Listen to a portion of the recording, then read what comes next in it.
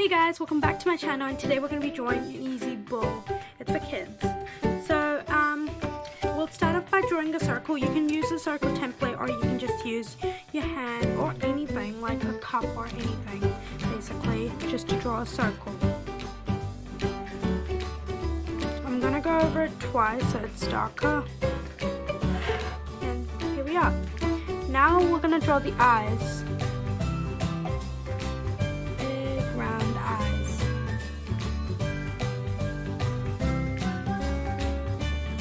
Now we're gonna draw the eyeballs.